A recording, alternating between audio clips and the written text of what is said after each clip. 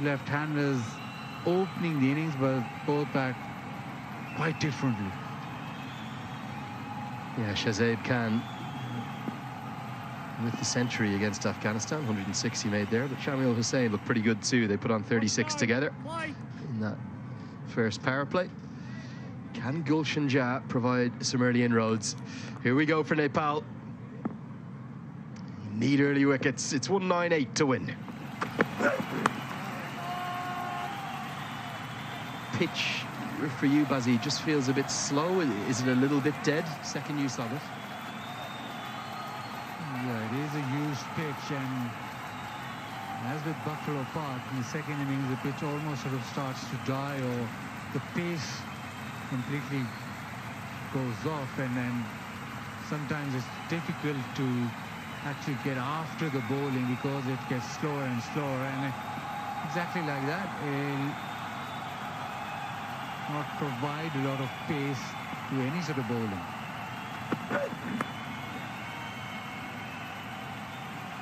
Yeah, let's get a look at this pitch. This is from this morning prior to the start of play.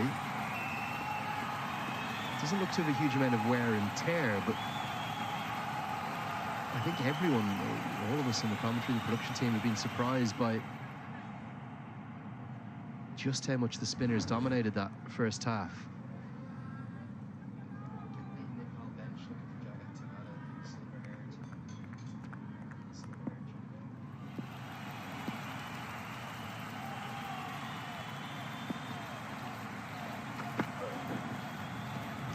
Down the leg side will be given as a wide. That was a problem in the first innings for Pakistan. Step up, isn't it? Jagat Tamata there, the head coach, was telling me at the team hotel just a couple of days ago that the exception of Gulshan Jah and Dev Kanal, none of the rest of the squad have ever played in a stadium before. A modern stadium, that is, with floodlights and the backdrops of all the seats and the grass banks around it. Don't really get wind like this in Nepal either, certainly not in Kathmandu. Plenty of balls dropped in the deep, and they, again, with the exception of Jah and Kanal, none of these young men will have played in front of this scale of media attention or broadcast quality before. So all of that, they're all factors we don't consider sometimes, aren't they? And with all his experience, he's the longest standing sporting coach of any kind in Nepal, the winner of the Coach of the Decade just 18 months ago, Jagat Tamata. But they're all the little things that you have to take into account.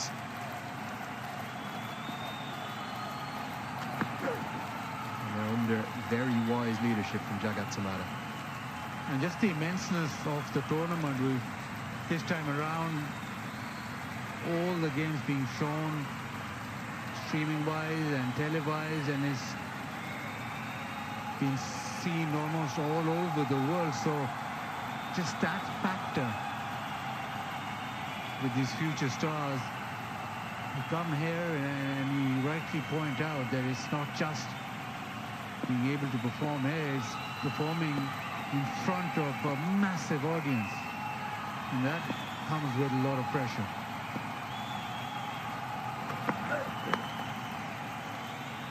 And the other thing on top of that, it's that media interest back in Nepal, just like in Pakistan. I saw the back page of and front page of both papers was full of the performances of this under-19 Cricket World Cup team over the last 2 or 3 days. That's how big a deal it is there. Cricket, it's a religion in this part of the world, in Pakistan, in Nepal. I talked about this earlier, that it's one of those nations, associate nations, where the local population follows cricket and actually plays it a lot. So that, I think, is a big advantage in moving forward. Lovely delivery, just seams away, the length perfect, just missed the bat, otherwise that was a perfect ball. One done, one without loss.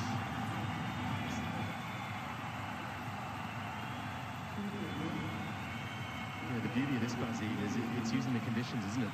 So that wind is hammering in from the Indian Ocean. Nice seam position, it beats the outside edge too. Good pace, good accuracy from Gulshan Jah.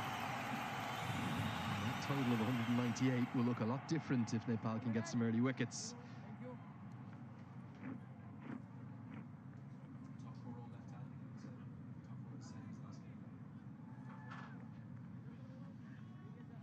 Bazid. Depth to his Pakistan batting lineup should they need it. Yeah, absolutely. Count on either shot to get around at the back end. Ishan at number 10 can really score quickly. But an all-rounder, Minaj is very, very capable batter. So yeah, they're back deep. They have quality. Here's one of the changes for Nepal. Left arm seam with Jagdish Gupta. Flipped away for a couple. Something that's a big rarity in Nepali cricket. Almost all the left-handers are told to bowl left-arm spin. So they managed to unearth one in Pratish GC, who's played for the national team. And now Jagdish Gupta is following in his footsteps. There's the dimensions. The challenge for Gupta here is it's just 62 metres to the leg side for the two left-handers that are in and the two left-handers that will follow at number 3 and 4. And that is hitting with a very strong wind, so his line has to be immaculate.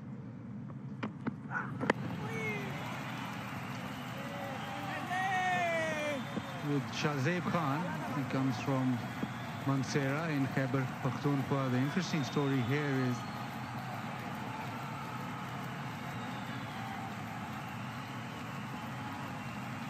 Shahzeb Khan started his cricket, and early on he joined Junaid Khan's cricket academy in Soabi. And obviously he then developed further, but at the very start he went to that cricket academy.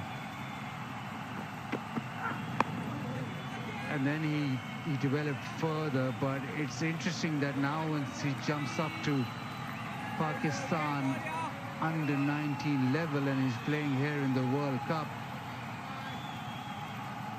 Pakistan now have Junaid Khan as the coach, so bit of similarity. I asked Junaid about this and he thought, well, I actually did not know that he started there because he got a lot of coaches there, and it's only when I joined under now the under-19 management, oh, the edge, and this will get down to third. No slip in place, just the gully. So a bit of a flash. So Junaid said I actually only got to know that he went to my academy when I joined the management of Pakistan under-19. Well, you look at that Pakistan coaching staff, and out of all the under-19 teams here, there's no doubt there's some great backroom teams, but I would hasten to say that I don't think any is quite as experienced internationally in terms of their own cricketing careers as Mohammad Yusuf and Junaid Khan. One of the great batters of all time, Mohammad Yusuf.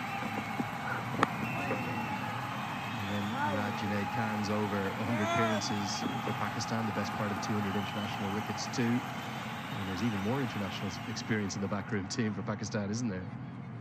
Shoaib Mohammad, he played a few test matches for Pakistan, got a few double hundreds as well. We've got Mansoor Amjad, the fielding coach, who played, I think, a couple of T20Is or one-day game. He played a few games for Pakistan, so that coaching staff is full of international players.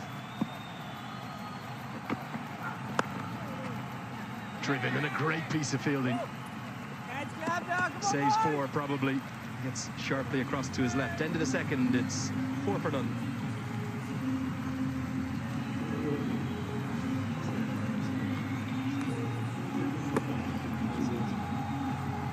Great bit of work at cover here. Going across to his left.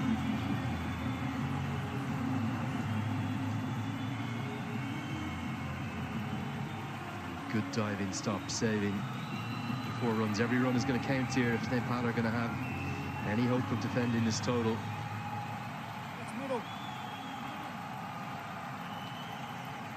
Those windy, blustery conditions out there, Bazid, you can see the trees are almost, some of them blown sideways by the strength of that prevailing wind. It's just providing a bit of assistance, isn't it, for Gulshan Jah taking it away from the left-handers.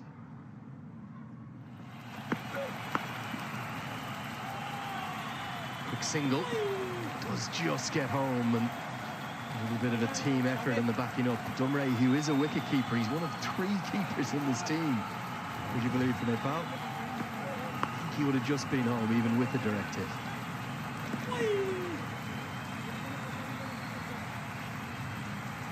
It would have been close, but might just have got in. Important that Gulshan Jha can apply the pressure here. Every Nepal player is probably looking at him to get them off to a start with the new ball. And that is good. Just outside off. Maybe he can try and get the ball even further up. That is Uttam Thapamagar, who is one of the 3 keepers in the side. He kept a few days ago in the first game. We nearly saw the 3rd of the 3 keepers, Deepak Dumray, affect the run out. And you'll quite often see this, won't you? If you have 2 keepers in the team, you'll put one of them into the slip cordon because they tend to have very good hands.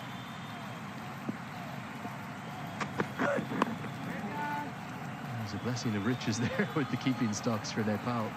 Why is it that keepers always make such good fielders, or tend to, don't they? Well, they get so much practice watching the ball and training. I think fielding-wise, a wicketkeeper will out-train any. They catch more balls, and just the repetition that they get, and then having to pick up length and be trained that way. Suddenly they switch on much better and are able to work on their reflexes as well. That is good. That is a good leave, but it is testing from Jha. Maybe Jha can try and push the ball further up. Shamil is a player who likes to attack. Shamil is a player who very big on strike rates and likes to make sure that he pushes his innings forward, and pressure is just building. So the opportunity now, he's played 11 deliveries without a run, and the way that he plays is quite aggressive, so he'll be looking for an opportunity, and Jha just hold his line. I agree, pressure is building. And that's the way you get your wickets in international cricket. At high levels of the game, you have to build pressure, particularly in the 50-over format. Find a way to create a chance, to generate something. Hussain will know he's not off the mark yet. He's none from the 12 deliveries he's faced. And Jha just find a way past him.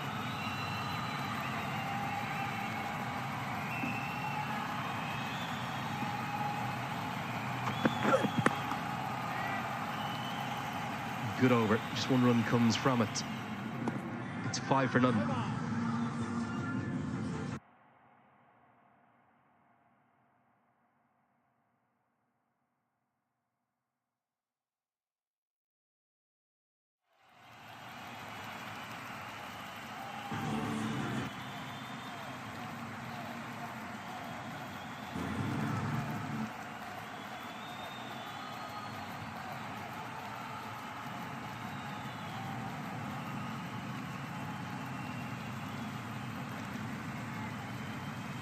Top 4 all left-handers for Pakistan.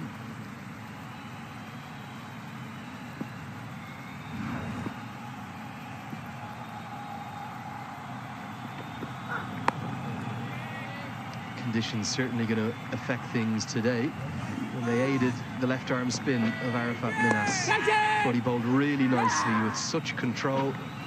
Probed away, 2 maidens in there as well. And a little bit of turn on offer, which is something we saw yesterday from Afghanistan too. And he rounded out an excellent all-round day with 2 good catches too, both very nicely judged. He'll be hoping that he's not needed with the bat down at number 7. But I think Matthew Rowe yesterday for New Zealand, all the way down at number 10, would have wanted to not bat himself yesterday. This group continues to surprise us, confound us at points. Yeah, you talk about Group D being the group of death, and the game yesterday was it had everything, and you think that after having got out for 91, it would be just a sort of a cakewalk for New Zealand, but the mystery spinner allowed them to play. And it's interesting that, so we talked about the strengths earlier, we talked about New Zealand fast bowling, and they've done really well. We talked about the Pakistani fast bowling today, but it's the spinners that did the job. And now Nepal and Afghanistan are more or less spin oriented, or bowlers that will get them the wickets. Now they'll have to make sure that their spinners today come to the party and make a game of it, and try and make it as difficult as possible. That is a little push outside off stump. So far it's been a very cautious start, and there's been few of these little play and miss. Well, it's a lovely line, isn't it? Because the wind is just naturally going to drive everything in towards the left-handers. So if you can hang it out there around a 7th and 8th stump line, take a full set of stumps and place them outside the left-handers offside, get one to maybe really get blown in by the wind, get it to swing and challenge the stumps, or just hold its line and challenge the outside edge. I was really surprised Durgesh Gupta did not play the first game. He played the final warm-up against the West Indies that was interrupted by lightning, in fact, at the St. Cythian's school ground up in Johannesburg. But look at that, you can see the windsock there being hammering across the ground. So everything is going to come into the left-handers. They'll need to make sure that their bat and their pad closely together. Don't want to allow Gupta through their defences.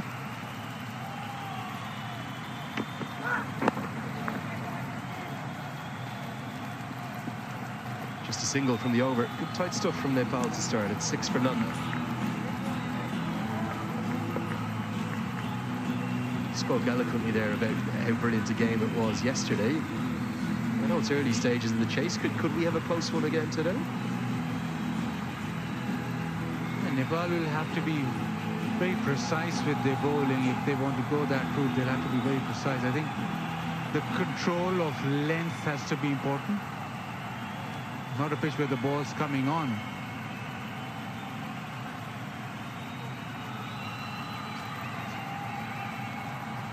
With the fast bowling and the spinners, they just need to be at a length which is not drivable.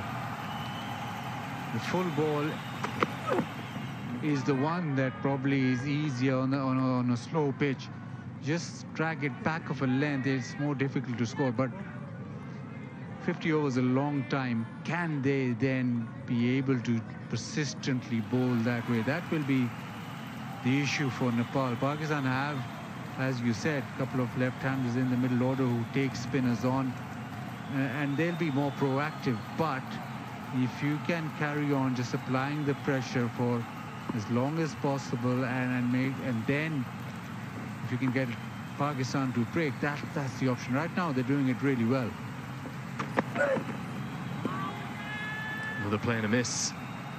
Just feel something's building up here, don't you? Hussain still yet to get off the mark. Khan.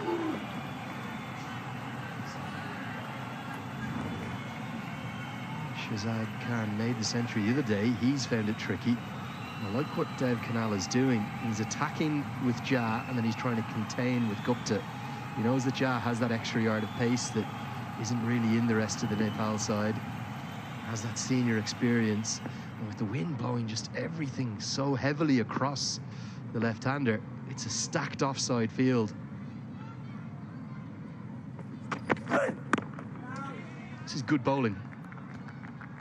And you just feel like yesterday everything was happening quickly, so the wickets were falling quickly, and it was at quick pace. This is more of a grind, as in it's not that easy to score runs, and if the bowlers can make sure that they hold their lengths and their lines, then you're in. But it will be developed slowly, so it'll be You have to play the long game, and the more pressure you can exert by not giving away runs, that's the way forward.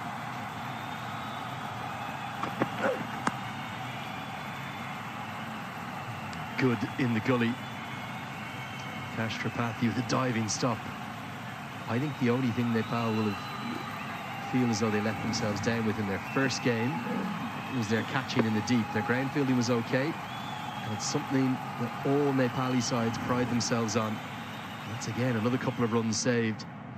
Pressure just continues to crank up here.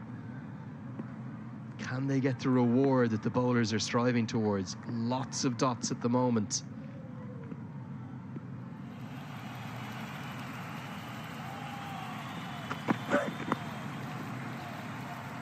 Just gets a bit greedy with the line and tucked around the corner. Very stylishly, the man at fine leg is very square, and it's the first boundary of the chase. Yeah, just a little too straight, drifted down leg, easy pickings. That's the one delivery you don't bowl on a slowish pitch. More often than not, the runs will come on the leg side. You want to just try and stay away from the pads. You bowl, yes, within the stumps. You don't just drift away on that leg stump. Nicely played. He's the man in form.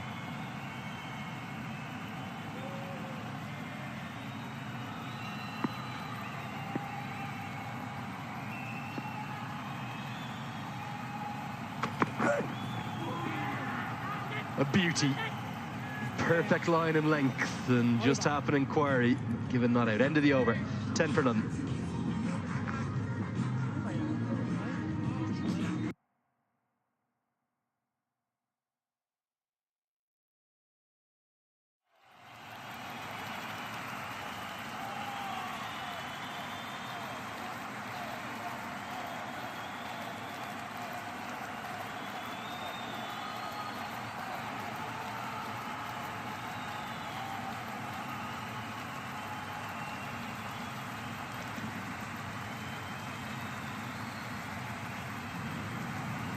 Well, a cautious start for Pakistan, led by the centurion they've had thus far, Shazad Khan.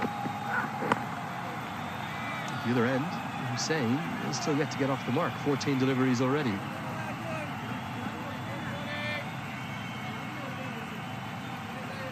I thought yesterday that the game was flying along.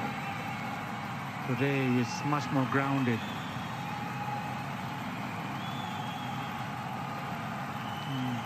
And just a little observation with the associate nations. Most associate nations have a lot of expats or playing for them, and that's a slight problem, because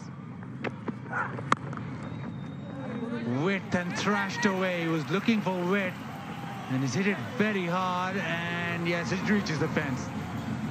So he gets off the dreaded 0 and gets to 4.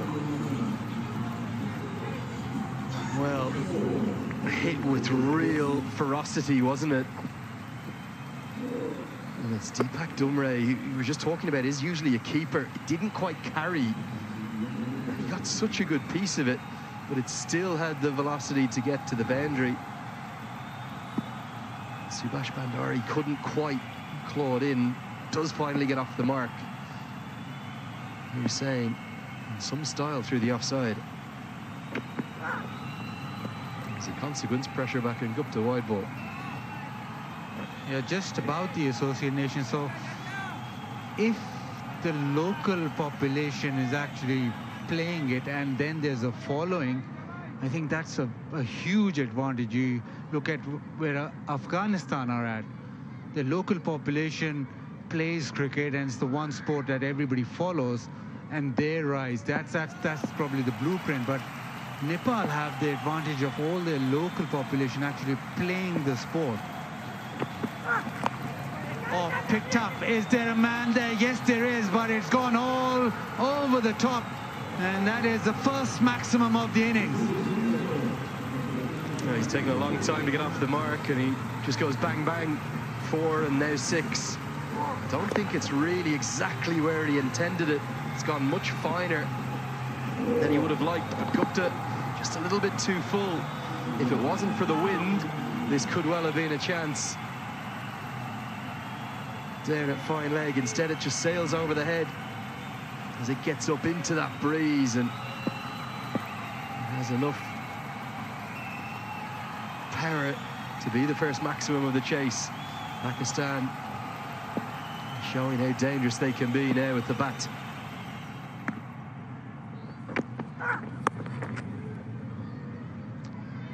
Yeah, I think you're spot on. You want a culture of cricket in the country, don't you? This is the maximum. And just that win forced it in to the pads and then forced it over the rope as it continues to pile across the ground. Akash Chand at first would have thought, oh, I'm in with the chance of catching this at fine leg, but it sailed over his head. It's only 56, 57 metres to the fielder. It's one of the shorter corners of the ground, that actually. But that's something they have in Nepal. They have that culture of cricket, just like in places like Papua New Guinea, in Uganda, in Namibia too. Oh dear, well, a misfield. I think at first he thought he was in with a chance of taking the catch. It's bobbled nastily in front of him. It's a boundary to close out an expensive over. In fact, there's still a ball to come, so the boundary's coming in this over, coming quickly. Yeah, Pakistan just breaking free. That one had a poor miss. You should have stopped that. And given a boundary has Bandari. That has meant that 14, 15, 16 of these 5 deliveries, and suddenly Pakistan are off and running. They've made their move.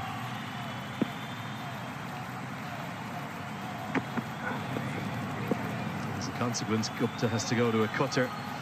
It is an expensive over. The score 26 for them.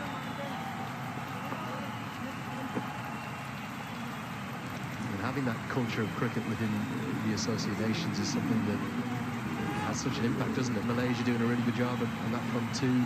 More than 250,000 young cricketers being exposed to the game there every year.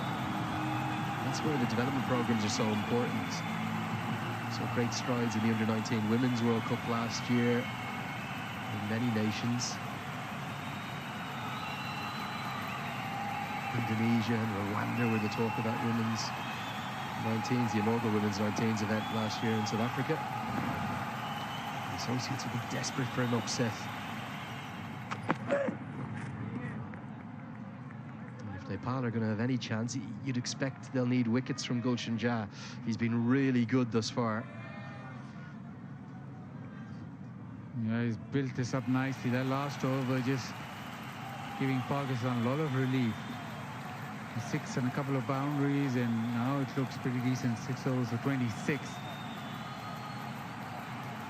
With Shamil Hussain, there's always going to be the opportunity because he is a boundary hitter and he'll be aggressive against most bowling. But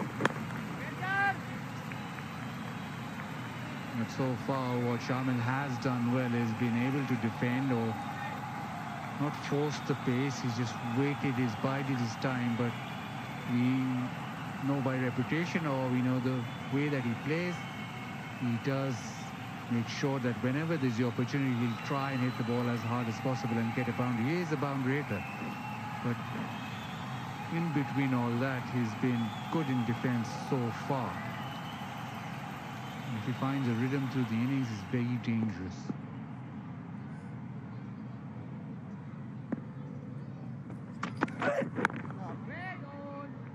You think of good opening pairings, they tend to complement each other nicely, don't they? And then Shahzaid Khan's style of play, he was much more cautious at first in that century, took his time through the middle and then started to show some acceleration as he neared the landmark. All the great opening partnerships, they tend to complement each other. You're and Hayden style, one aggressor, one more cautious.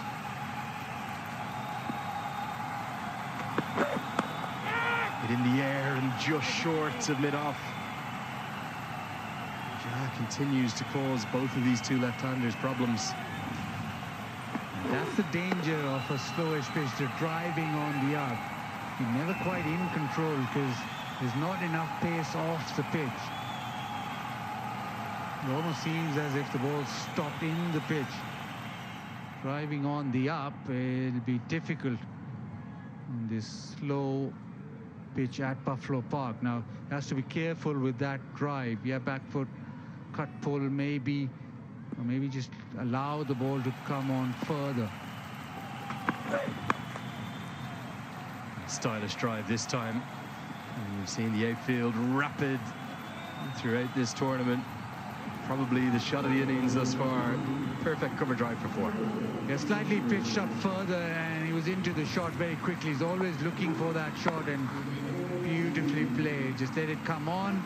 Didn't try to overhit it, but he's got enough power that was always going to the fence once he got the gap. That is a classic cover drive.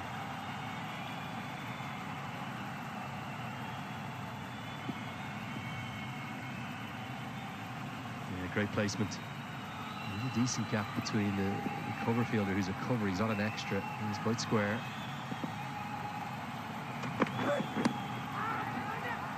Pitch is outside the leg stump.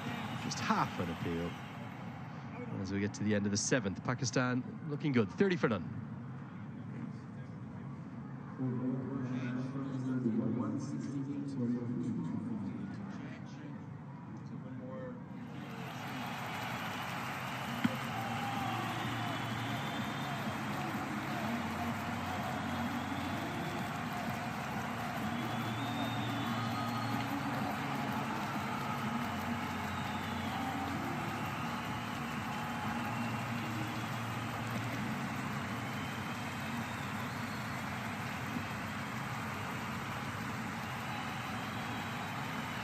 They're doing well, the ballers of Nepal. Discipline, line and length, keeping the batters under check. That's one way to do it. Keep your line within the stumps.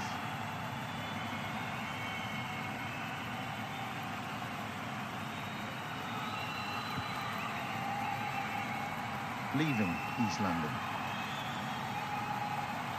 We've seen it a few times coming back as well, so it must be just a short, sharp trip.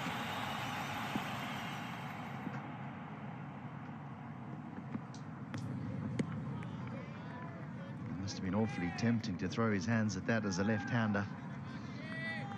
Watchful. Yeah, that's what happens when you're being fed that within the stumps line. Anything outside off stump, you might have that intention or just an itch to go after it. And I think you have to give credit to Nepal. They've been impeccable with the line and length.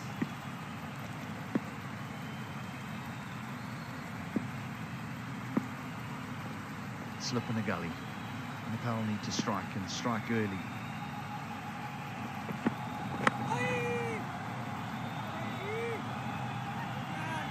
That's exactly what Afghanistan did the other day. Targeting the stumps, attacking the stumps. That actually forces the batters to do something different. And just trying to play as straight as possible. You don't want to close the face of the bat. Try to angle it because you've got slip and a gully in place. Well, there's just a hint of shape back into the left-hander here.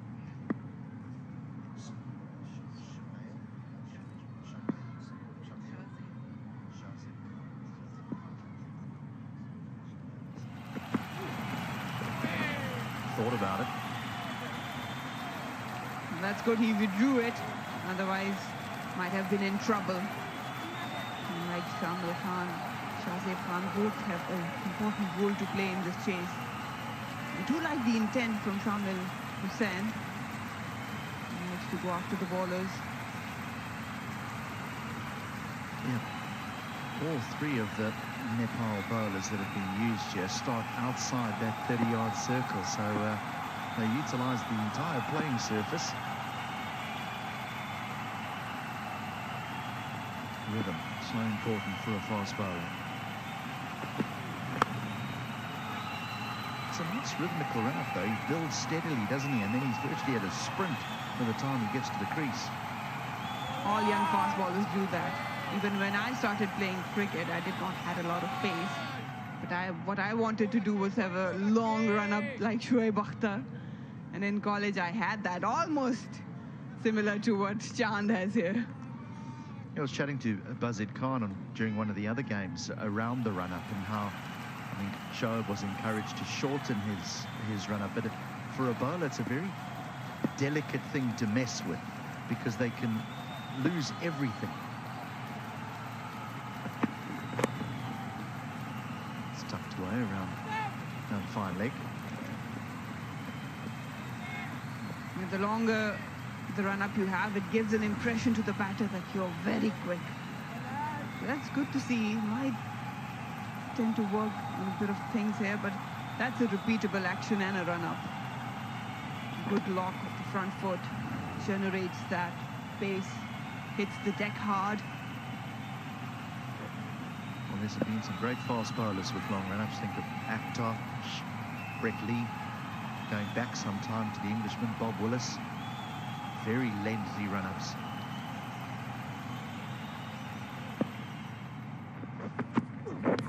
It'll be a wide. Just straying down the leg on this occasion. The wind is not much of a help.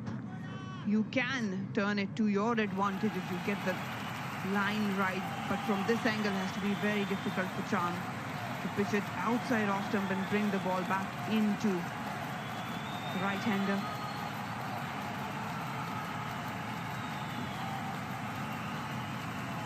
You've been there. I'm not on that course, thankfully. The fact that that gentleman's just found the ball is an achievement in itself.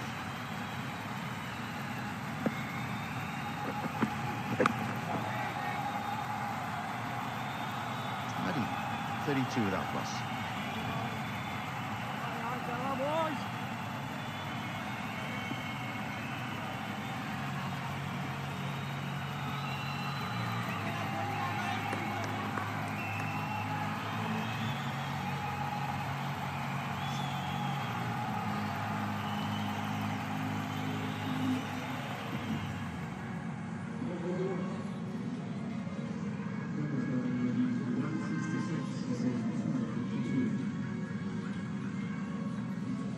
I tend to do that as well. When I hit it on the wrong fairway, I just pretend I'm going the other way. Come on, turn around. You know you're going the wrong way.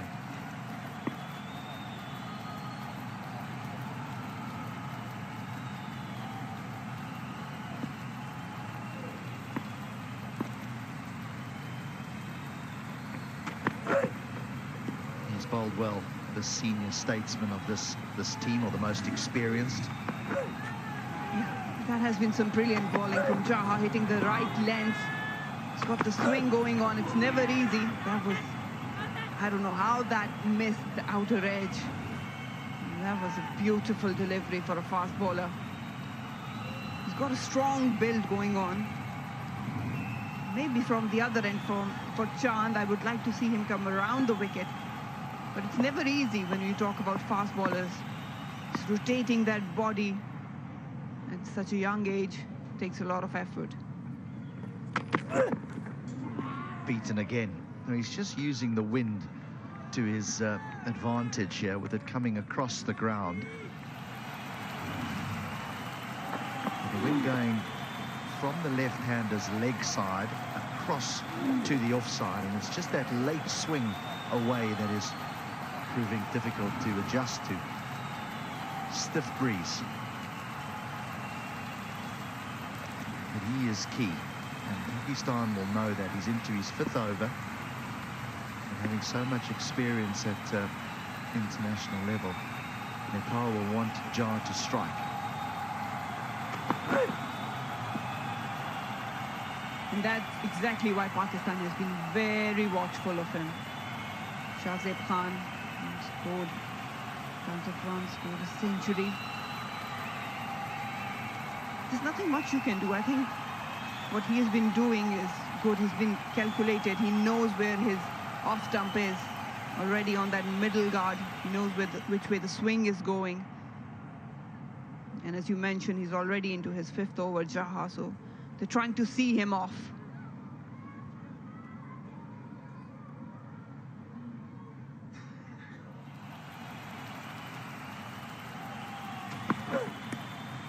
Edge, but well short.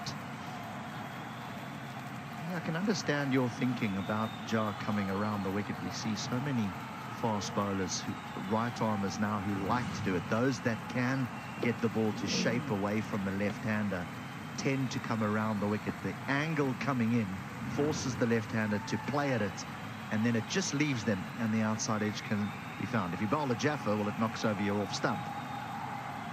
But for a left-hander, it's the angle that's tough. Whereas from over the wicket, you tend to know, well, I just need to cover my off stump here, and if the ball goes across me, I can leave it alone. Well,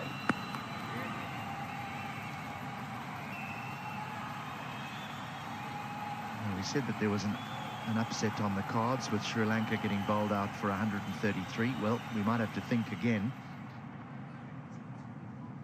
because Namibia are 25 for 7. So all I can say is, from the days I used to play at Kimberley, conditions might have changed, because it used to be an absolute road. You were encouraged to retire if you didn't get 100 in Kimberley.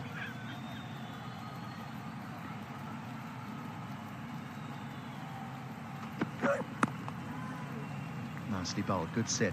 32 without loss.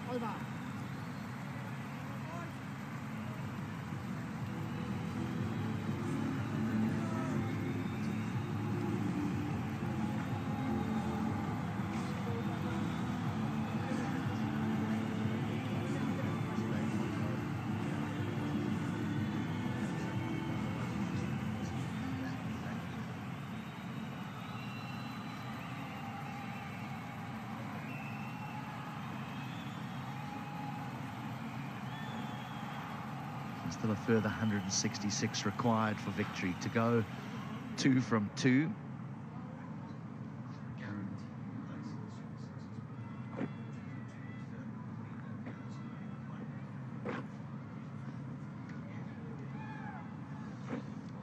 The victory for Pakistan here would ensure that they do go through to the Super Sixes, because it would mean that both Nepal and Afghanistan can only get the 1 win. But I think Pakistan would be eyeing 3 from 3. They would still have to play New Zealand, but you really do want to win all 3 of your group games so that you take through the maximum amount of points that you can, and a healthy run rate as well.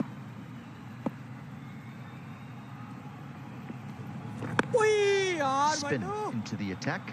Yeah, Subhash Bandari replacing Chand. Spin did the work for Pakistan. Now it's time for Nepal to do it.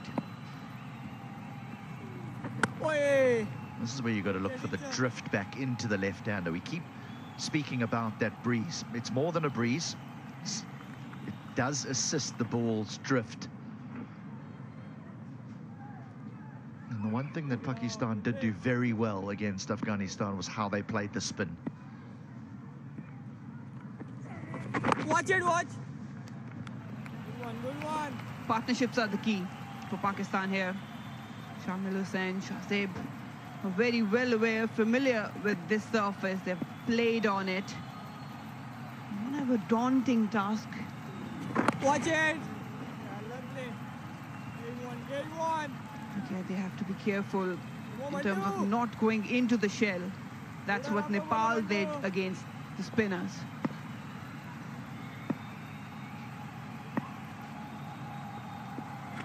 Watch it, Oye. Yes, no run, but Shahzeb Khan is down the wicket. He's down the wicket, so immediately Bandari has to think, is he coming, is he not coming, what length do I bowl?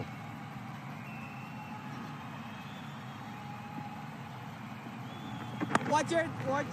Now stays at home, tries to go a little bit deeper in the crease, but a good first over from the spinner. 33 without loss, and that's the end of the first power play.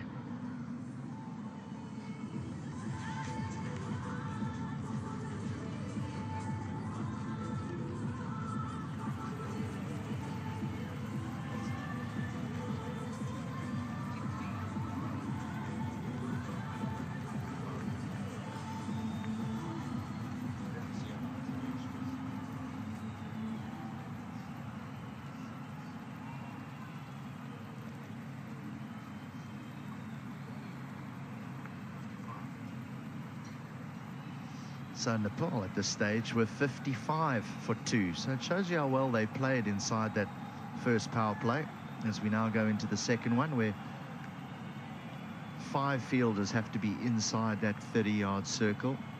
Nepal will keep more than that, particularly while Gulshan Jar is on.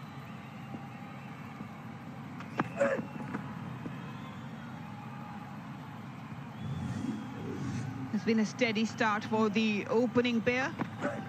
They took their time, capitalized anything where they could. Runs on offer. That was a glorious shot from Shamil Hussain. Some square drives, some brilliant cover drives to be seen. These two are a delight to watch, especially Shamil Hussain. He's got plenty experience. He captained under 16 Islamabad as well for 2 years.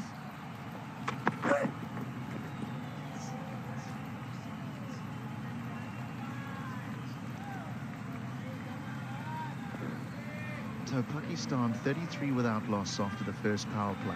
In the game against Afghanistan, they were 35 without loss. They're renowned for producing good opening partnerships, Pakistan. They do have the most successful opening partnership in youth ODIs and under-19 World Cups in Sami Aslam and Imamul Haq, both left-handers.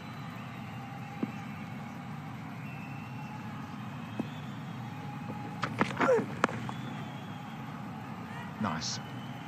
Just a push through cover and away for 4. I like this bloke. Anything on offer, anything outside off stump, he'll go for it. It was slightly uppish, but he knew exactly where to place it.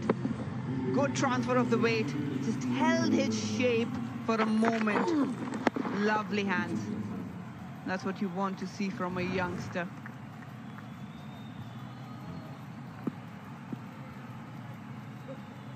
He holds the bat very low down, doesn't he? Sort of, and a bit of a split grip. Oh, he just fiddled at that. Yeah, the split grip, a bit like South African Faf du Plessis had. It's not quite as big a gap between the hands, but we're seeing more and more batters utilize that split grip.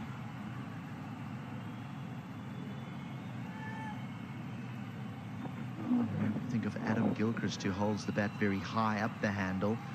That's often when players are strong down the ground, up over the top of mid-on and mid-off. When they hold the bat near the bottom, a la Justin Langer, they're very strong square of the wicket with a cut and the pull.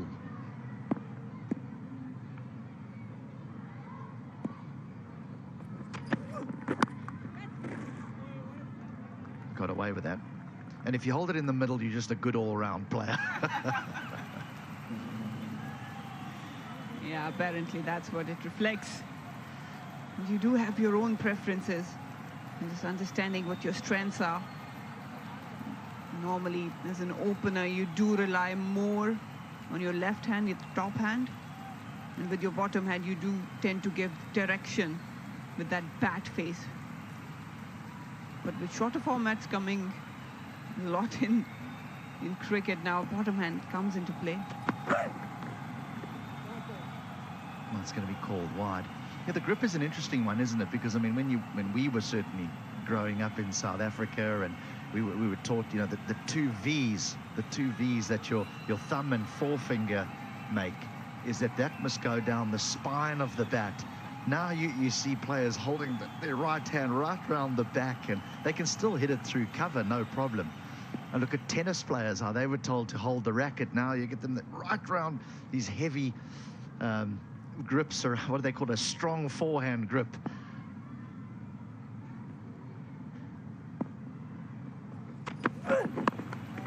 Those who wrote those coaching manuals all those years ago have got a lot to answer for. 38 without loss.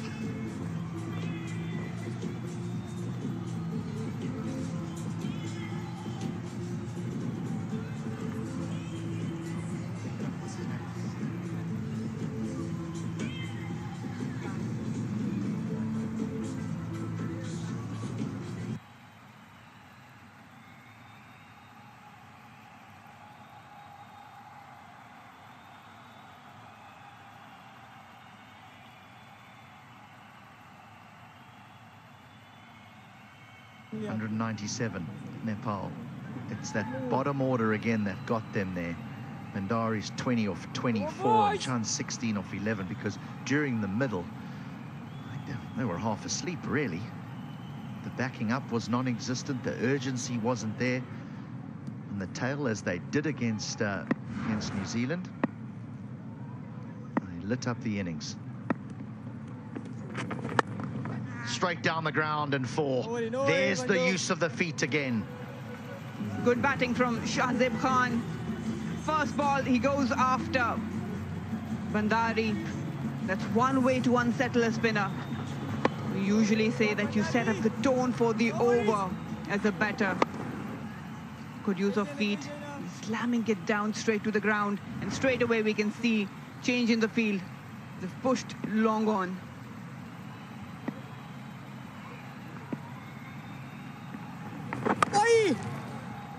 They were always going to make a play, weren't they? These two, the wicket, once they've set that little foundation that they did in their opening match, and they look to start to push on. Don't like spinners to settle. Watch it, watch it. I love the way he clears his right leg when playing back. Doesn't close himself off, allows access to the ball to try and punch it down the ground. Cool. Not only the bails have fallen off, but the wind has spread the stumps.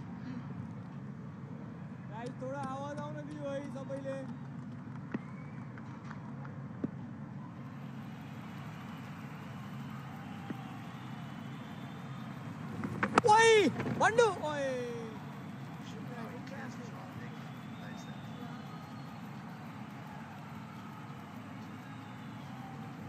Just when playing back now, it's no longer really a sideways game. Look how he clears his right leg. Gets it well out the way so that he can get access to the ball and hit the ball up the ground to long on. If it doesn't spin, he can, or if it does spin, he can hit it through the offside as well.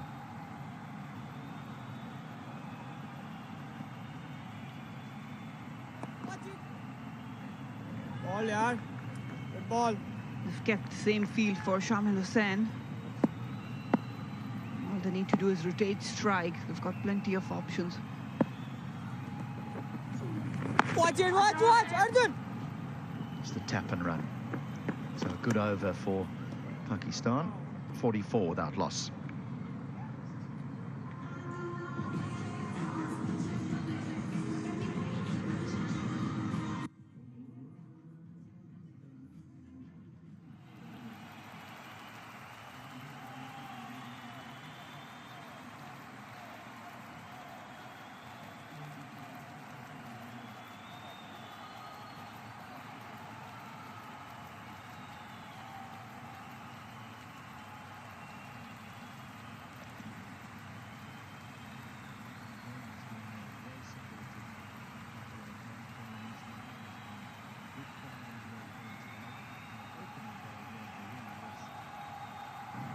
Was a healthy crowd, but plenty of school children have come here today, been given the day off school or brought here during school hours.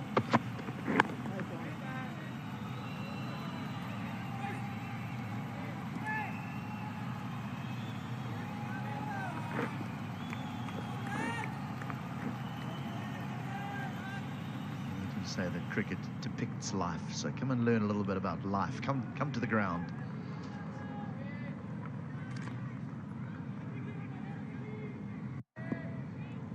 Every now and again they wrong.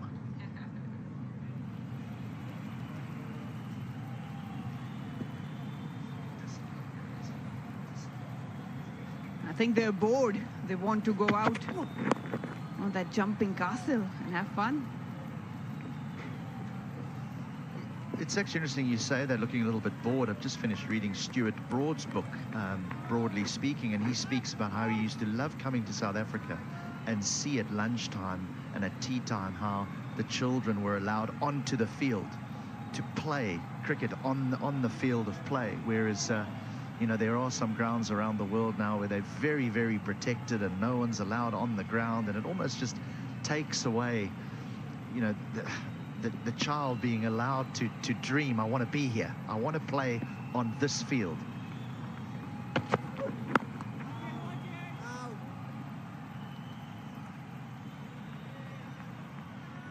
that definitely inspires you and aspires you.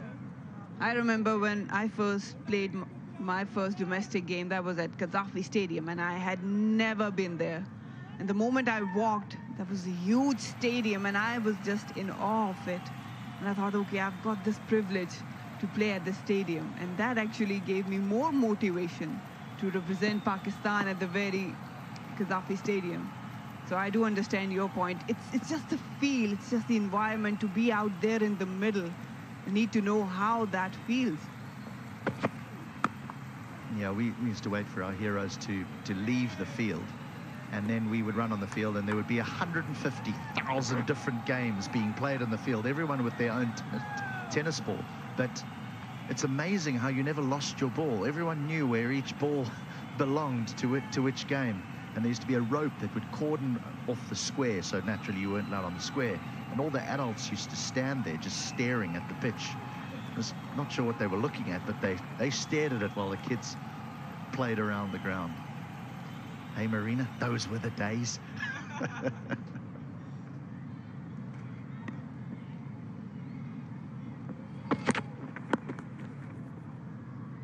Just be a single.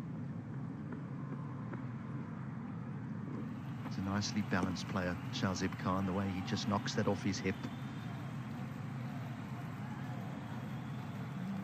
Shamil Hussain, yeah, he's a bit more flamboyant. He loves to come out and display his talent, that stroke play.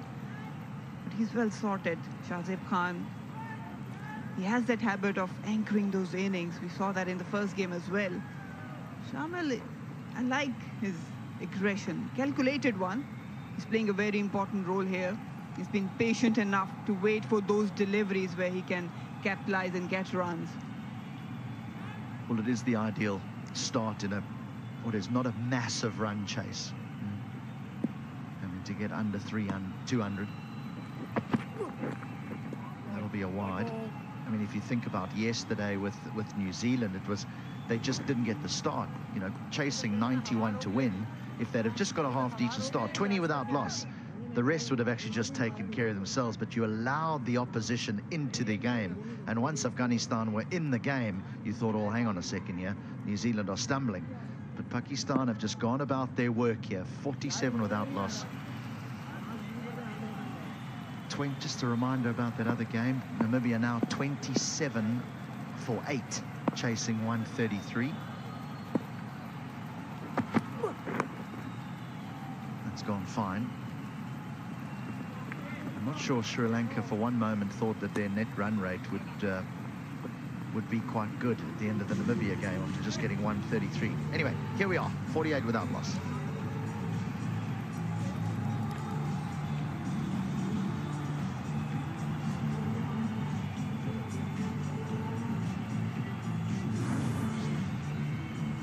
Four groups of 4.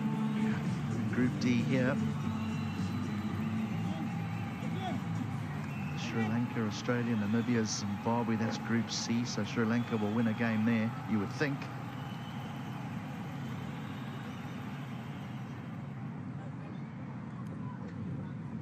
Yesterday, England beat the hosts South Africa in Group B in a Duckworth-Lewis-Stern game. There was rain that fell there. Rain and lightning. Just remember the top 3 from each group progressed to the Super 6.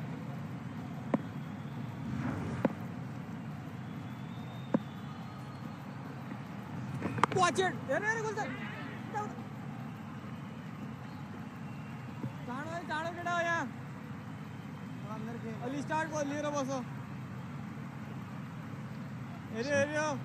Kubaib looks as though he's done himself a nasty while waiting in the dugout. Bowled a few overs today. Watch it, Dave. Unless he's developed some cramp. And that can also happen. You can be sitting on your seat after bowling a few overs and you just tuck your leg under the seat and the next minute you've got cramp. Very neat. That should run down the hill away for 4. Such a good stroke to bring up the 50 partnership. Shamil Hussain, he loves to make runs. Very smart operator. Just waited for the ball, crouched it. Saw that ball coming onto his bat, just to tickle down the third. They have been superb so far in this run chase.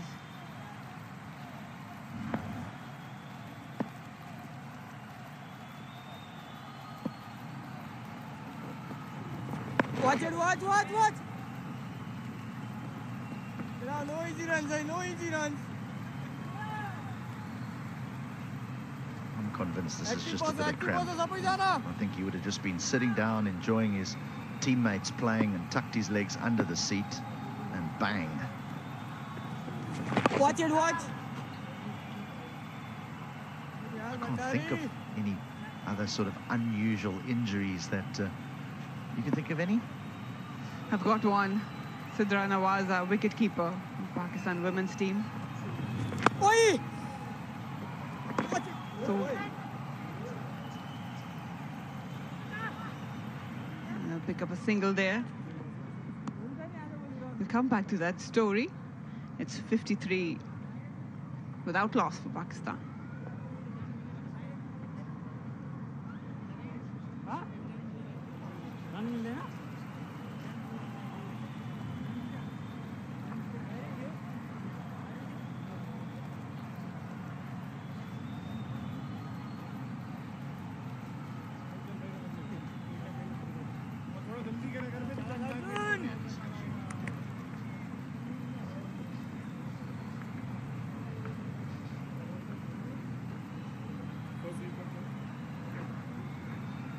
Right, Marina, you were saying?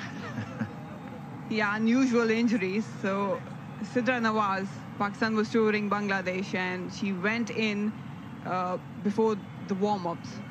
And she went in and obviously wanted to pray. She went for the wuzu and came back. As she was walking back, she did not realize that there was a glass door in front of her. And she quickly wanted to get on the field. She literally ran into that glass door and had 6 stitches to her foot. It's not funny, but it is.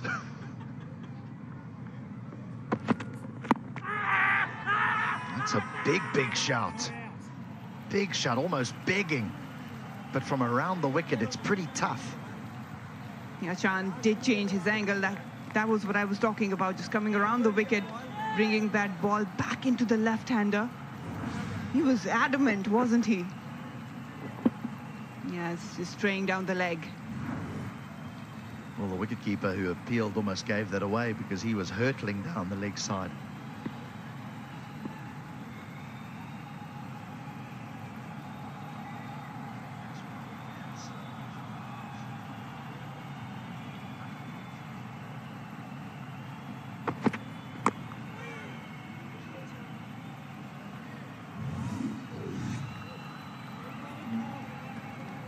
Played beautifully together. They had a little look up front, a few defensive strokes, and then suddenly they unleashed. It's almost as if they just got a feel for the pace of the surface and the bowlers. What? Run, well done. Some delicate strokes against the spin, and also some use of the feet.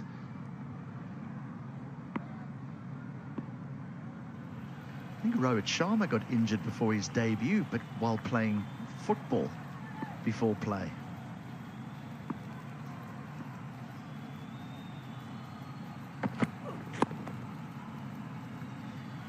Yeah, Glenn McGrath, who stood on the ball before the test match in Birmingham in 2005 after Australia destroyed England in the opening test match. And then it was very different from there on in. It seems as though England rely on an injury. We think of Nathan Lyon. When he got injured, the test series changed again.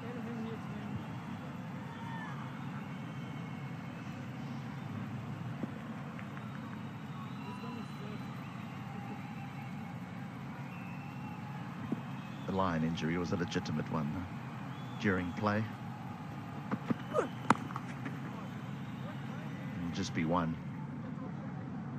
Such a pretty shot. It deserves more than one. I mean, it just looks like a gunshot off the bat. Likes to angle his bat a lot. Just opening the face of the bat. I hope he's fine.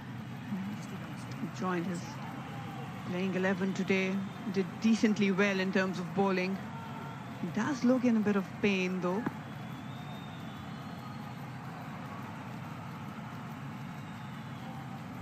Desperate for a wicket here, Nepal. They don't have any attacking fielders. Yes, a ring of fielders, but no one at slip, no one at a gully. And just waiting for a mistake for Pakistan to make an error.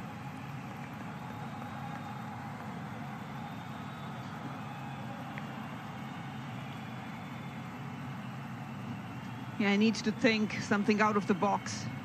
They cannot contain him, they need wickets. Pakistan got ample batting left in the heart. Has rotated the ballers really well. Jahan, Gupta, Chand also. They left the leg spinner out. Obviously, Pakistan has left-handers, but I think that he bowled beautifully the other day.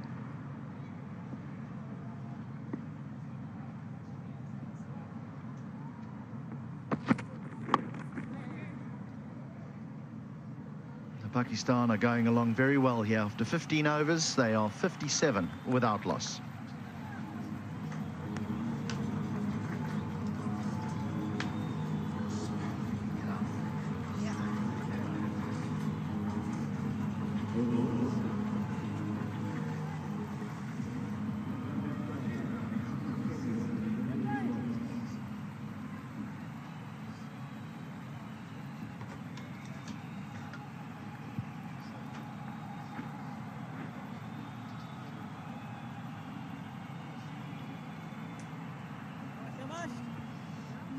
Everything going according to plan for Pakistan. 57 without loss. The openers looking comfortable. No issues with the run rate and no issues with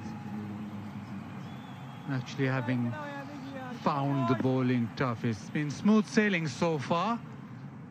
And you just feel that Nepal need a wicket. Watch it. Vichar kar rahe. They really do, Baz. Pakistan very much in control. They've made up their minds how they want to go about this run chase. Limit all risk. Oi! When the opportunity does arrive for the boundary, they've capitalized. A difference in playing spin also. The ability to actually hit down the ground and also work it behind the wicket or square of the wicket to get a strike or get a boundary. Watch it, Gullu. Hey, sorry. And with the Nepal batters, we saw almost a one-dimensional approach where they couldn't maneuver the ball through the offside. It's a difference in skill because of the fact that the Pakistani batters have faced so much spin and faced so many of such kind of bowlers that their ability has been enhanced. They've played a lot of cricket as opposed to their counterparts and played a lot of cricket and faced a lot of bowlers. Watch it, watch. Spin bowlers, fast bowlers, you name it, for quite a while. So it's slightly easier for them to be able to use all the angles.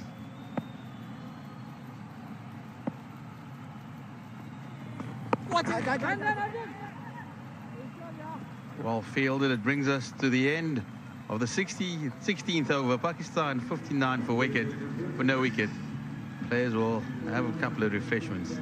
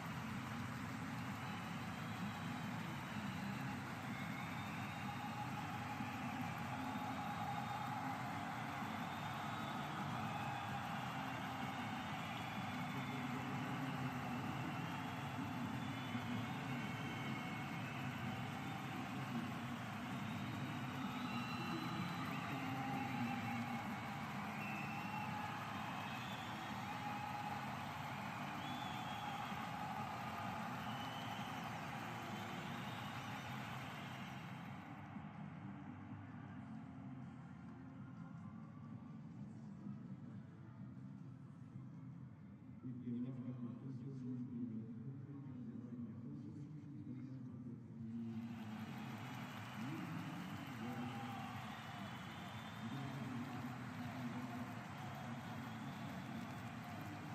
been a struggle for Nepal's bowlers to break this partnership, very much like back in 2012 when Australian opener Cameron Bancroft provided these magical moments.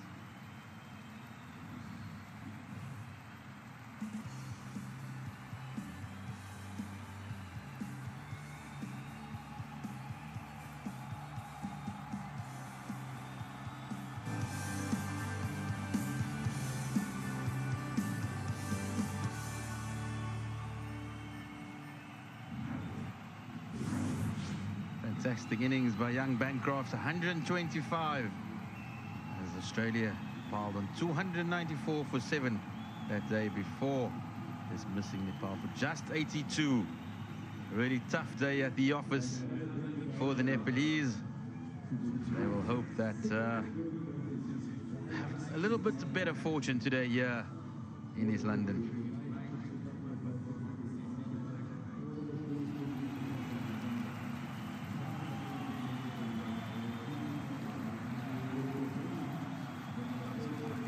Coasting along at this point in time, and just 139 runs for victory.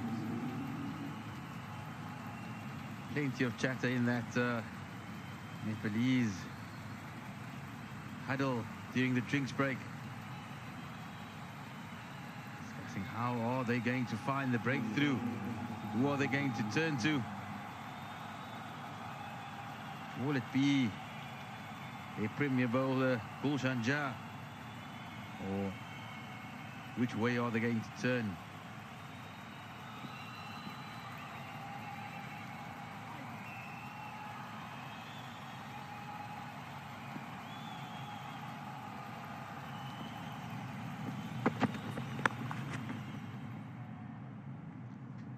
As if you were in the huddle there with Nepal, what would the message be to the bowlers, the fielders? How are we going to manufacture a wicket? Well, firstly, you've got to realize it is quite tough. And you've got a team who's 60 without loss chasing target, which is pretty, I wouldn't say easy, but in their sights, and it's not a lot of challenge right now. You need to keep the spirits high and just make sure that you try and well, there's some players who can make something happen, or make sure that you stick to your disciplines long enough. I think they desperately need a wicket. They need a wicket just to uplift the team right now. You look around and there's not much energy going through the group, and that is because they haven't got success with the ball as yet.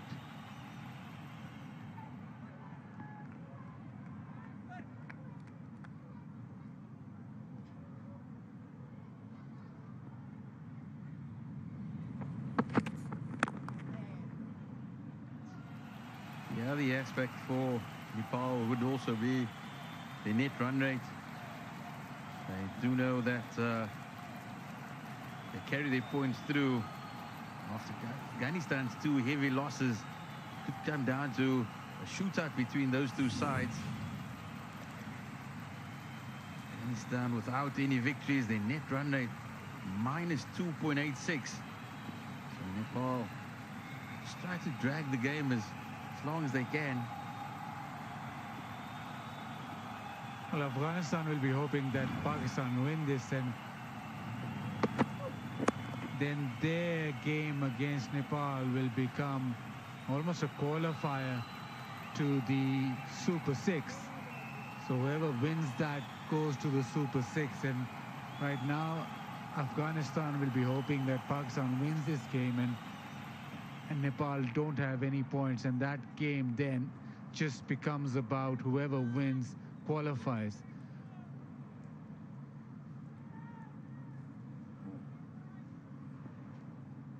Nepal need points. So do Afghanistan in that final game. They need a victory, but Nepal Best case scenario is that they win here and make it even more difficult. But for that to happen, things need to happen quickly. They need wickets and they need them in clusters. Problem right now is it seems as if it's all too easy for the two left-handers, right? They'll be able to run. It's not a problem, and so far we haven't seen anything beat the pad or hit the pads. So you need a moment of inspiration, a run out maybe, something extraordinary in the field.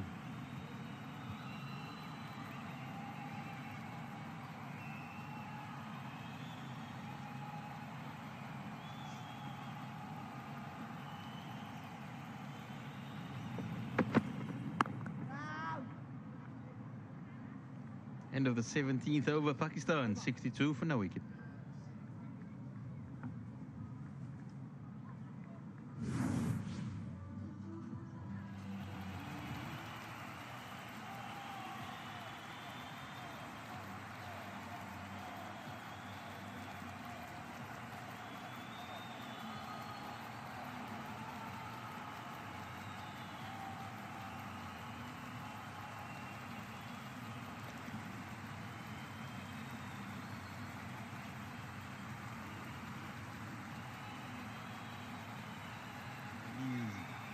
Everybody's aiming for Super 6 when business end and the tournament starts approaching.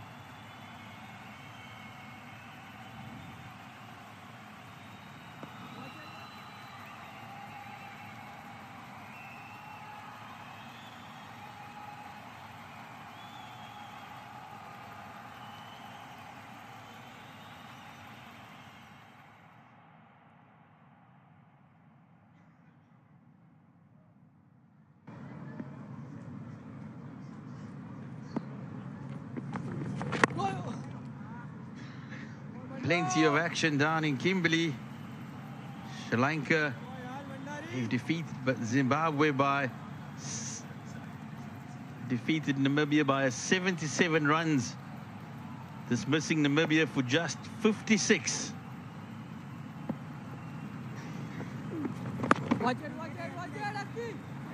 As there may be no wickets here, but they're certainly falling in Kimberley. There's plenty happening off the surface as well at Kimberley. HG just saying that it used to be a very, very flat pitch where you could just drive through the line. Ball was kicking up. Watch it.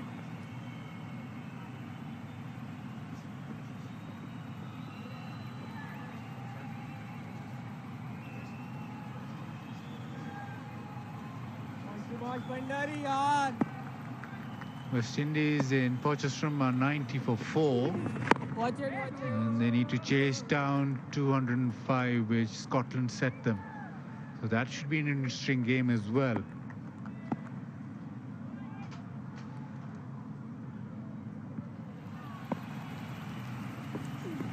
Watch it.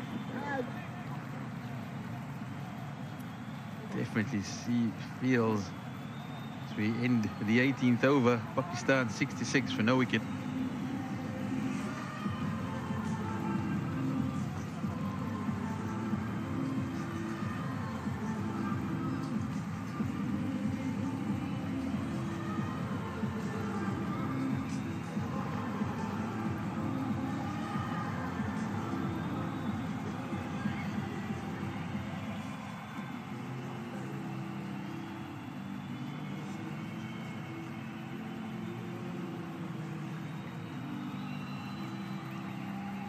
As with the day off tomorrow, we've come to the conclusion that you don't play much golf. So is that very much the itinerary? Is that the future? It does seem like it, though. Change in bowling. Left arm spin. Is going to go round the wicket is Depesh Candle to the left-hander. Interesting angle he bowled that. Really wide and just get the ball to dart away from both left-handers. challenges the outside edge rather than try and spinning back in. Twice he's gone past the outside edge. That's what he works at. The outside edge, maybe a nick towards the keeper, or maybe the batter turning into leg side. It's a different sort of angle for a left arm spinner.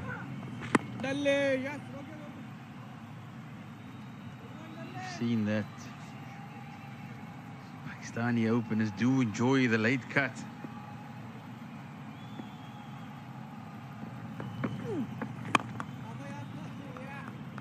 And he's quite a big gap just to the left of the point fielder.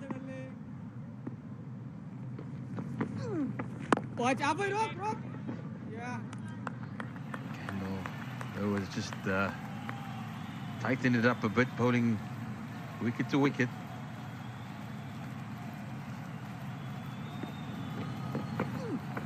Up here, Aki. Good start by the young left-arm spinner. Made an over. Pakistan 66 for no wicket after 9. Nice flat for you.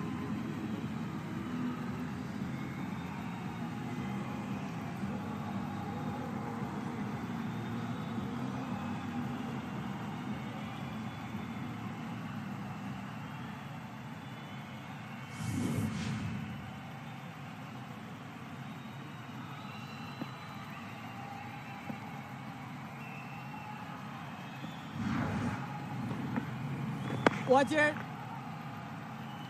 Pakistani openers very much in control.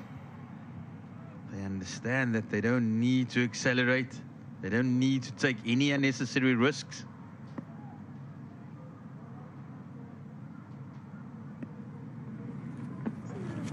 Yeah. It's up in the air and it goes all the way for a maximum. Yeah, pushing down the ground wasn't enough for Shahzaib. This time around, he's made sure that he's got the connection with the wind towards mid-wicket. And it's gone a long, long way. We saw this in his century the other day. Wherever the ball was pitched in his zone or pitched up, he'd go after it. And been able to hit it over mid-wicket. Watch. Maybe you'd say against the spin, but it's not really spun a lot.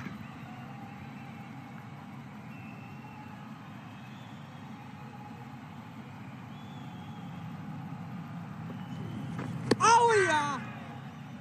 Modern game is all about matchups. The left-arm spinner to the left-hand batter.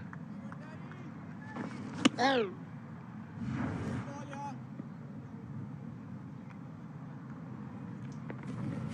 Watch, no.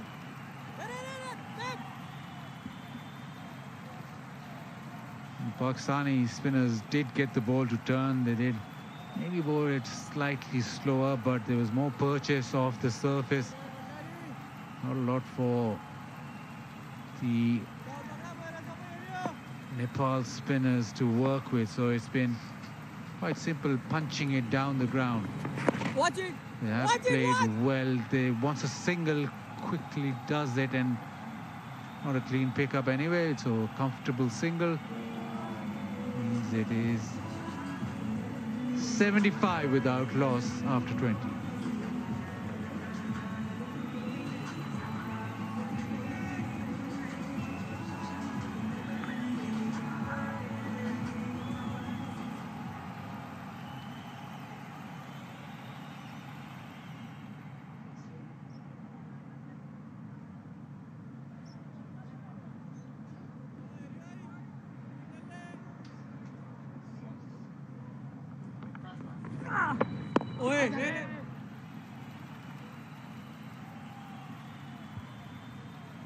Just a single. Shamil looking very comfortable.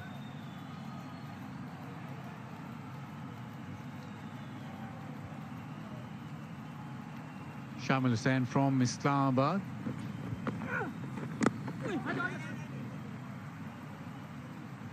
And like most left-handers, Shamil's favorite, or he idolized Brian Lara from a young age.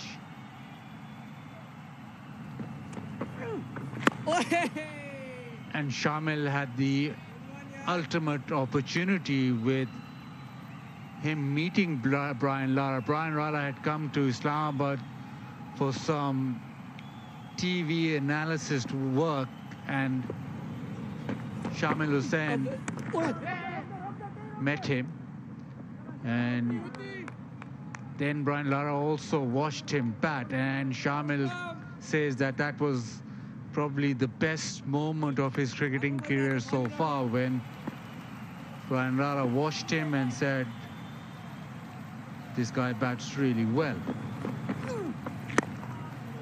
And so that is the standout or the biggest compliment that he's gotten so far in his short career, is that Brian Lara actually appreciated the way that he batted.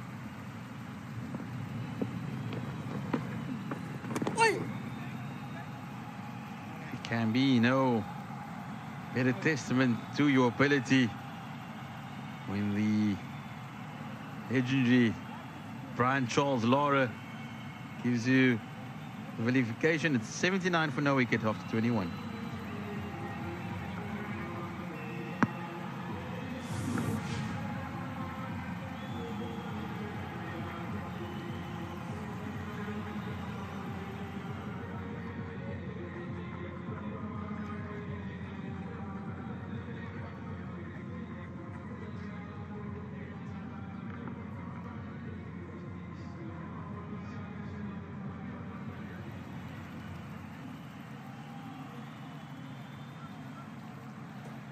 The most important column there is unfortunately empty for Nepal at the moment. They haven't been able to break this opening partnership.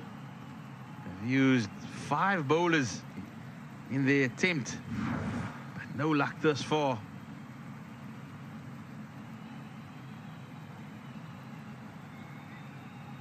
They've turned to Akash Chand once more.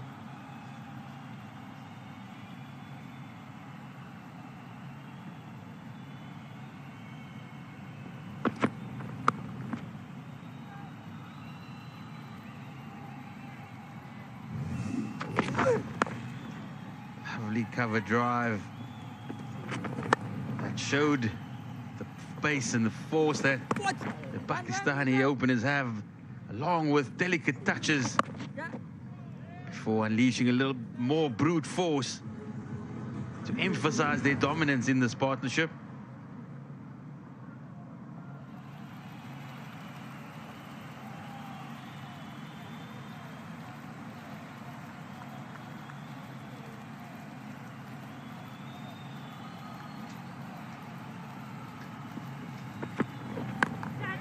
Up in there, there's an opportunity for Nepal, and it's been taken. Uttam, the fielder. Nepal have the breakthrough. Yeah, Chand with the short ball. Shamil very annoyed with himself. The short ball, and he took it on. But the extra bounce, he was moving into the shot, but it's just gone high on him, and that's why the top edge, it went high in the sky. Uttam with a good catch. Yeah, very annoyed because nothing really was bothering him either. He's out for 37. Pakistan lose their first 80 for 1.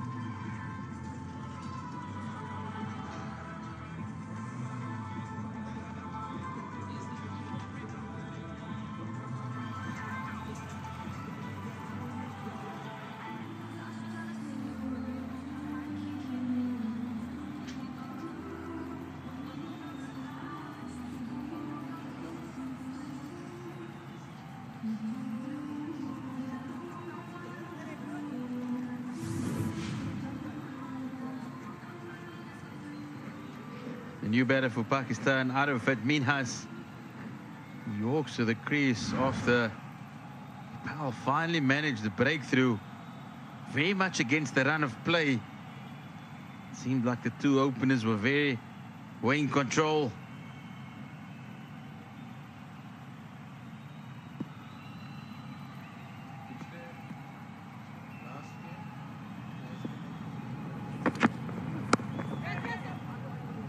It's off the mark immediately. It's a short ball that finally worked, and he got it high enough, and that's the key there. Because of the height, didn't get enough control, the top edge, but that is a terrific catch. He is the keeper, but he's done the job in the inner field. It's a good catch because it went sailing high. He judged it really well. Sometimes with no cloud cover, the depth with the white ball is difficult to judge. That was taken perfectly. Short ball again. There's another opportunity, and yes, taken in the deep. The second short ball off the over, and both openers dismissed. We have said that Nepal needed some inspiration, and Chant has provided it. 2 short deliveries, aggression, and he's been backed up in the field with some excellent catching.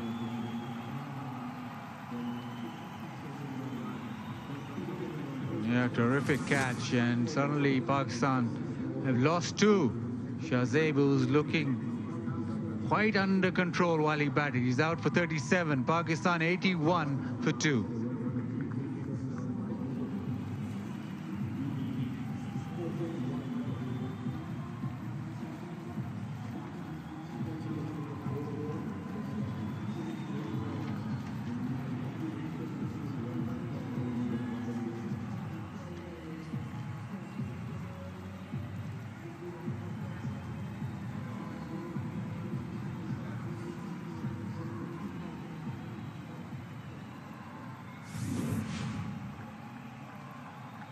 New batter for Pakistan, Azan Awais. He would have been sitting with his pads on quite comfortably, just watching proceedings, and suddenly within a couple of balls finds himself in the middle. Pakistan losing both their openers.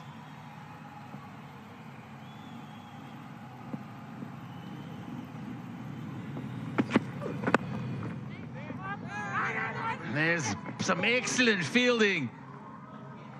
Almost resulted in a run out. He wanted some inspiration. Well, a couple of brilliant catches, and this one diving away, clean pickup and the throw.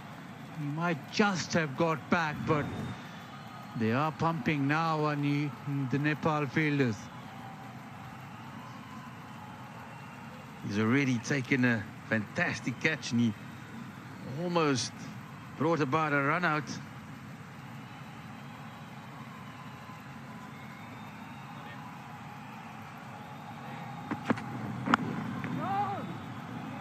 Successful over for Nepal. Double wicket one. Pakistan 81 for 2 after 22.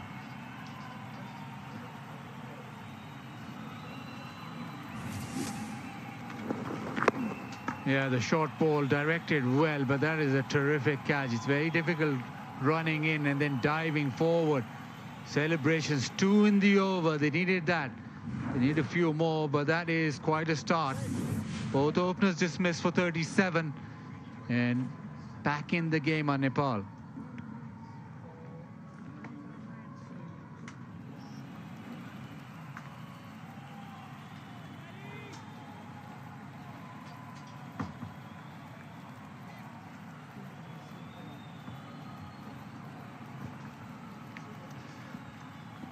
Well, a double wicket burst from Akash Chand.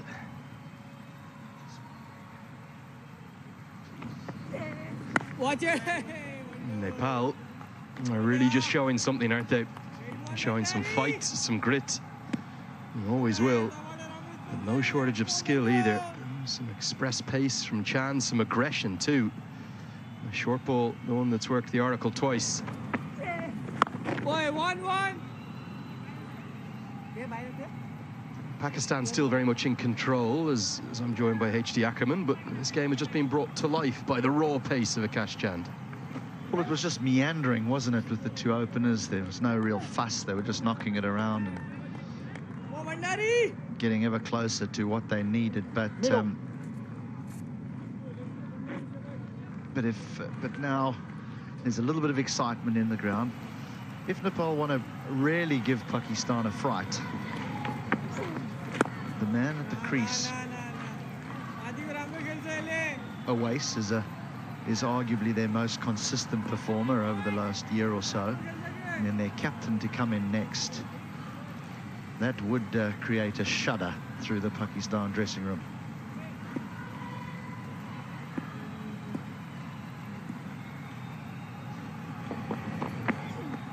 Watch it, Dev. And certainly it's been a pitch that hasn't been particularly easy to score on.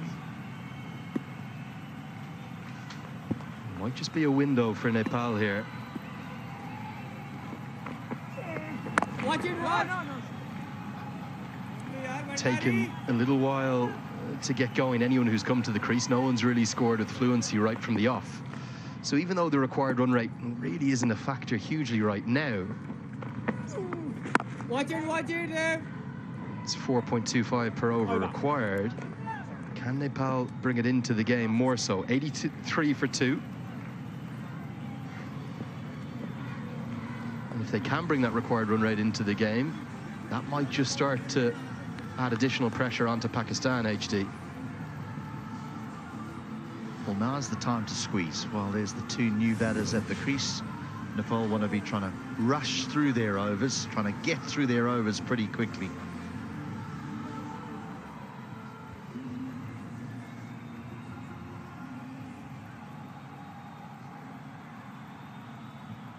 For now, Pakistan are really up with that run rate, so there's no real problems there.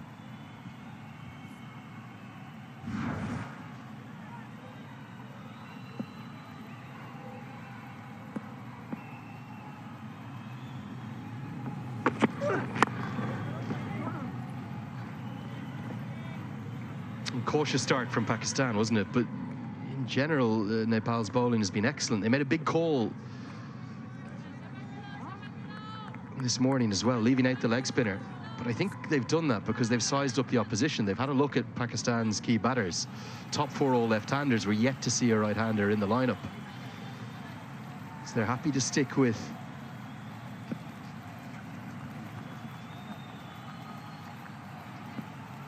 it's definitely a window now. And Chand is the one who's provided the breakthroughs. Gotta love his aggression, his long run up, HD. These are two lovely catches.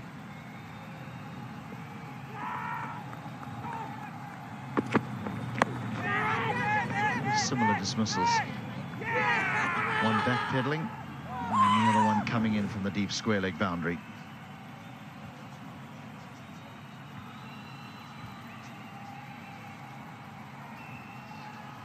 And also signs of Nepal learning.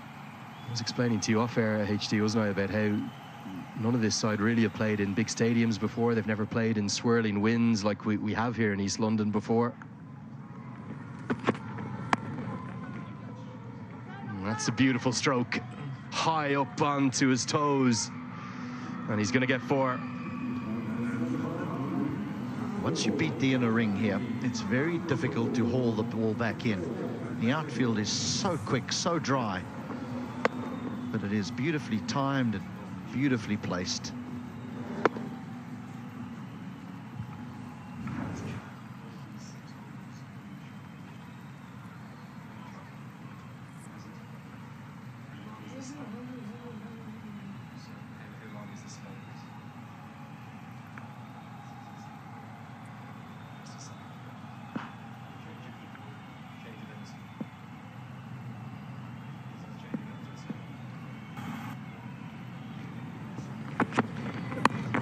Another short ball, agonizingly just short of popping it back to the bowler. He's bowling with real heart here, Chand. Full effort. I think the man back at deep square leg is just playing in the minds of the Pakistan batters. They're unsure whether to play the pull shot and risk holding out to that man at deep square leg, and reluctant to just get underneath it because it's white ball cricket, and who ducks under short balls in white ball cricket anymore? So forces himself to stand tall and play it, and he's getting himself into an awful pickle, really.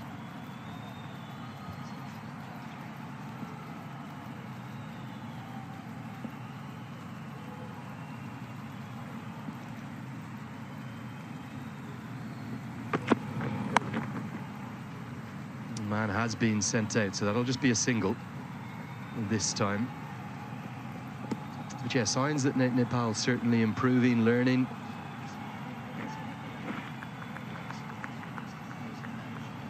Really well coached and well led. Captain Dev Kanal, Jagat Samata, the head coach. These conditions are just so alien compared to back home in Kathmandu. Not a huge amount of the individual players actually from the valley in Kathmandu. Lots are from various parts of the country, the south, the west. But they'll all have played a lot of cricket in the capital city in Nepal. Looks for the Yorker.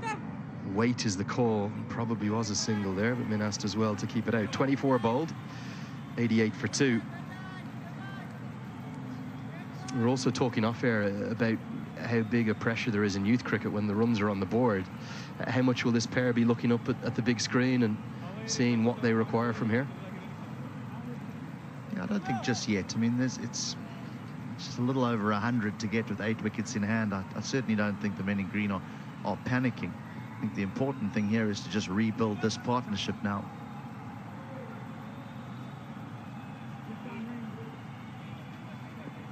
When you lose 2 quick wickets, that just sets you back a little bit. So I think the dugout will be thinking, look, just build a partnership, steady the ship, and then we can look to accelerate a little bit later on.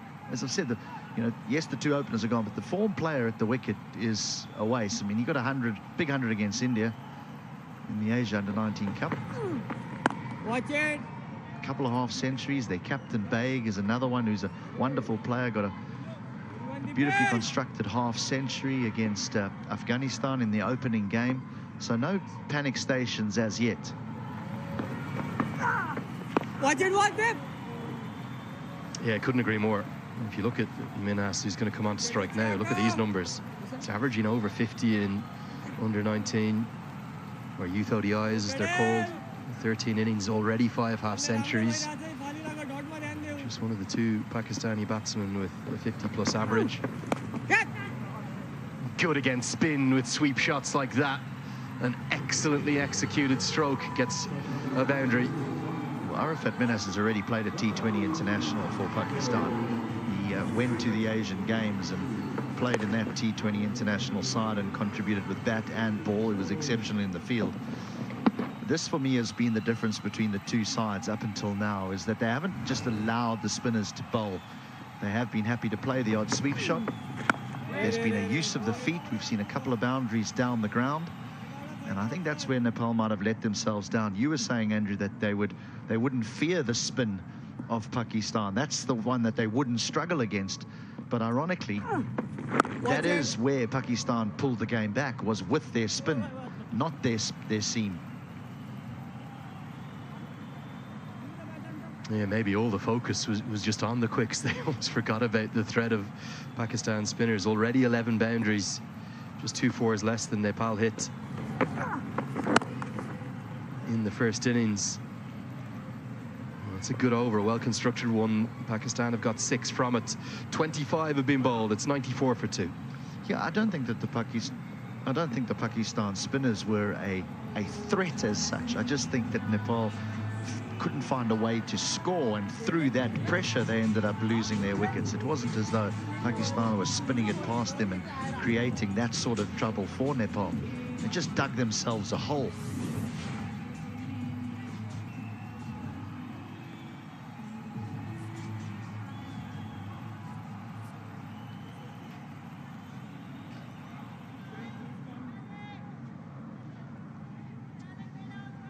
If Pakistan go on to chase the score down, that will end up being the difference between the sides, won't it? The highly accurate and economical spin bowling from Pakistan.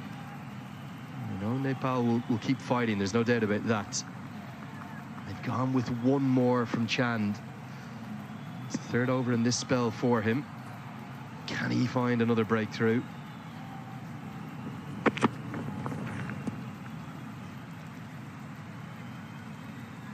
Here's a look at Arafat's 3 wickets in the first innings. You're just talking about them, HD.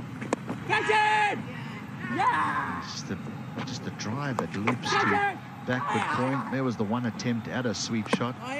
Yes! And that just goes on with the angle. Just trying to use the pace to run that down to third, but chops it on.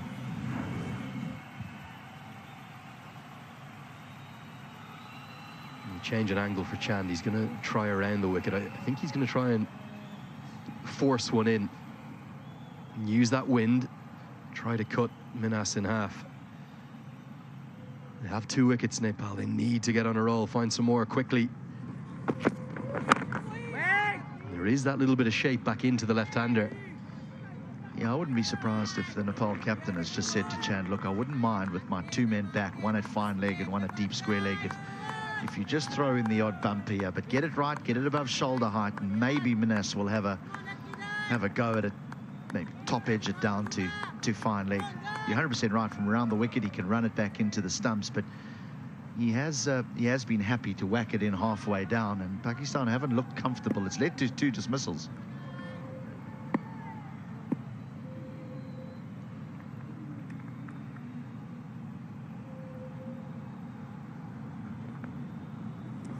Good ball.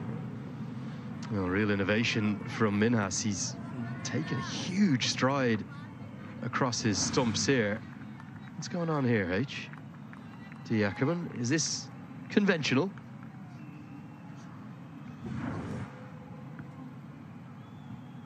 I think Chand's done the right thing. He said, well, look, I'm not comfortable with all that, so I'm just going to try again. But I wouldn't be surprised with the exuberance of youth if Minas does it again. Just to try and put off the bowler, that's all. Because at point of delivery, he was standing exactly where he is now.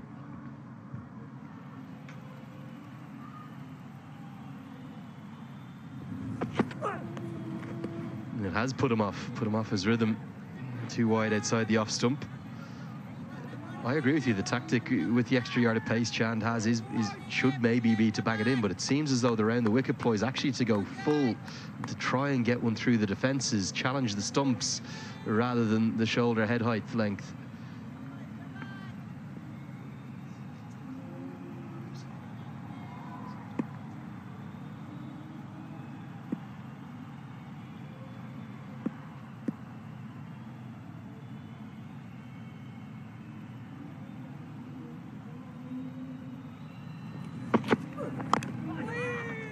Looking for the block hole, isn't he? Misses it, and Minas easily could have chopped that on. Skews off an inside edge and misses the stumps. He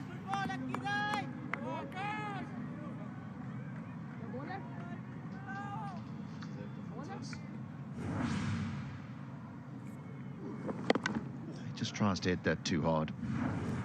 He's got to time that through cover.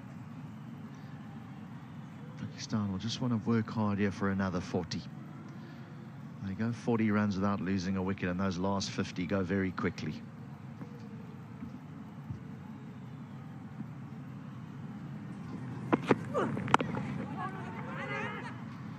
Half a mix-up, and backward point will have a throw at the non-striker's end, but safely back. Yeah, these two met in Dubai last month. It was a 7-wicket win for Pakistan in that ACC Under-19 Asia Cup. Nepal could only post 152 that day, and despite a couple of early wickets for Gulshan Jah, really it was easy chasing then as Anawais and Sad Beg, the captain, both making 50s. Arafat Minas wasn't needed with the bat that day. Today he's been brought up the order a touch. Pakistan maybe just thinking of what is to come into the Super Sixes and onward. Another wide outside the off stump. Yeah, well, that is the trouble if you breeze through your group stages, is when you start getting into the real thick of things, you can stumble because some players haven't even had a bat, others haven't had a bowl. then you get to a semi-final and you ask someone who hasn't had a hit yet to go and win you a game, and that's difficult.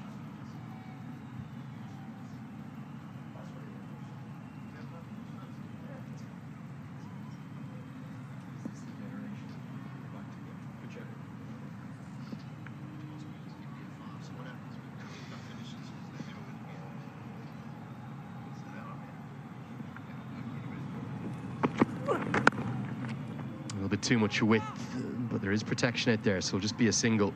Chand, you can see maybe just tiring a touch. The length of this run-up, you can't see him really being used in anything more than 3 over bursts.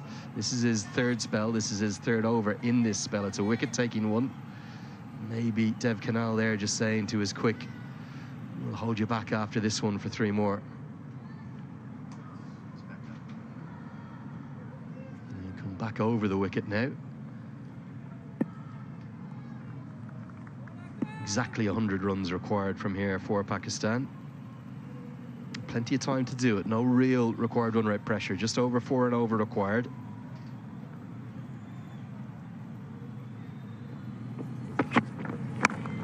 Short man out there. Deep point, takes the catch. Well, the short ball tactic, it keeps working for Nepal. 3 wickets and all to that man, Akash Chand.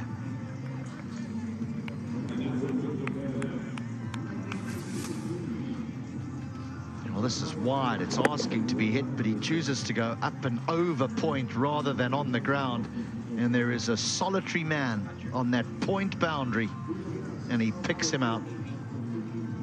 Well, they keep giving themselves a glimmer of hope here, Nepal, as a very dangerous player in Arafat Minas goes for 8, and Pakistan now 98 for 3.